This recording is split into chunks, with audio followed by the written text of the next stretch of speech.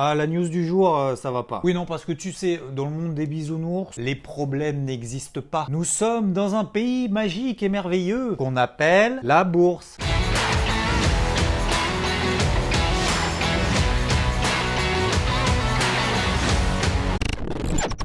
Le grand méchant loup de Wall Street, c'était hier soir 20h30. Jérôme Powell, le président de la Réserve fédérale américaine. Et oui, un discours très attendu comme d'habitude par les marchés. Son discours que je résumerai en un seul mot par réalisme. Parce qu'il a permis au marché de remettre les pieds sur terre, qui jusque-là était complètement stoïque face à la réalité. Voici les grandes lignes. Les taux resteront à zéro ou proches au moins jusqu'à 2023, tant qu'on ne sera pas en plein emploi. Et que l'inflation ne dépasse pas les 2%. Jusque-là, a priori, logique. Et en même temps, il a quand même précisé que le taux de chômage, c'est bien beau, hein, tu te souviens, parce qu'aux États-Unis, ils avaient publié un taux de chômage à 8,4%, largement meilleur que prévu, que les 9 et quelques attendus par le marché. En disant le chômage c'est bien beau, mais il n'y a pas que ça qui compte. Il y a l'évolution des salaires, le taux de participation, la facilité à trouver un emploi, la situation des différentes communautés. D'ailleurs, il a largement insisté sur ce sujet, et il a insisté également sur le fait que le risque économique était quand même très présent sans relance budgétaire. Donc, les gouvernements, ça serait bien qu'ils se bougent, même si on sait très bien qu'on est dans une période, ça y est, électorale, et qu'ils ont peut-être un petit peu autre chose à faire, mais ça reste la priorité, parce que les cartouches, on n'en a pas non plus à l'infini. En insistant quand même que la situation est peut-être la plus grave de notre vie. Elle a tout de même, bien évidemment, annoncé qu'elle continuait ses injections de liquidités, et notamment son quantitative easing avec 120 milliards de dollars mensuels, et visiblement, les marchés se sont dit « Wow, facho, putain, ouais, non, en fait,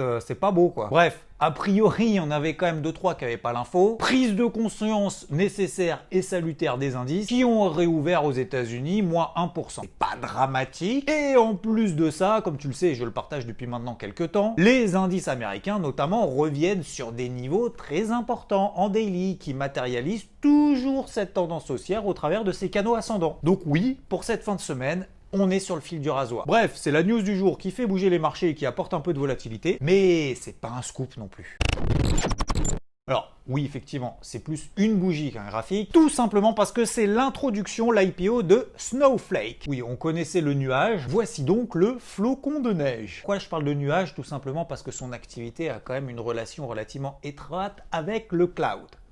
J'ai dit étroite, c'est pas grave, c'est étroite. C'est un spécialiste de la gestion de données en mode cloud natif. Tu n'as rien compris? Moi non plus. Sans rentrer dans les détails, ça permet l'échange, le stockage et la gestion de données de manière illimitée et sans contrainte, notamment de hardware. Autrement dit, sans ralentissement, avec une sécurité maximale. Bref, c'est l'avenir. Et donc elle a été introduite par le marché américain et c'était une société, disons, qui a été très prisée notamment lors de son introduction. Et même avant, notamment par Berkshire Hathaway, la boîte de Warren Buffett, qui a mis un petit ticket de 730 millions de dollars et qui après la première journée de cotation a vu passer du coup son petit ticket passer à 1,55 milliard. Ouais, 800 millions de dollars de profit le premier jour de cotation. Oui, premier jour parce que je t'en ai pas parlé, mais l'action a pris plus de 100%. Bref, société valorisée désormais à 70 milliards, 5 fois plus que la valorisation qui avait été réalisée à titre privé en février qui tournait autour de 12,4 milliards. Pour un chiffre d'affaires relativement modeste au premier semestre de 242 millions de dollars, ce qui nous fait un ratio de capitalisation sur chiffre d'affaires à, ouais c'est ça, 175. Oui, pourquoi je parle de capitalisation boursière sur chiffre d'affaires et pas de PER? Tout simplement parce que la société fait pas de bénéfices. Et non, 171 millions de pertes au premier semestre 2020. Bref, objectif de la boîte déjà, faire des profits. Et en termes d'introduction, effectivement, c'est The Intro de l'année 2020. Parce que 100% de perf le premier jour de cotation, ça fait un moment qu'on l'a pas vu. Quelles que soient tes qualités, tu peux toujours t'améliorer, faire mieux, et c'est ça la partie la plus excitante. Alors faut bosser, oui, en trading, que ce soit ailleurs, à titre privé, à titre professionnel, travailler sur soi-même et jamais considérer que tout est acquis. Et se remettre en question en permanence. Bon, ça tombe bien car en trading, je crois qu'on peut se remettre en permanence à l'infini. Au golf aussi, hein. D'ailleurs, c'est vrai que j'aurais pu simplement me contenter de faire un débrief hebdo, sauf que vous me poussez à faire encore mieux. D'où le débrief daily, et je vous en remercie. On se donne rendez-vous dimanche à 10h pour le débrief hebdo. Merci encore à toi et je te dis à la prochaine. Ciao!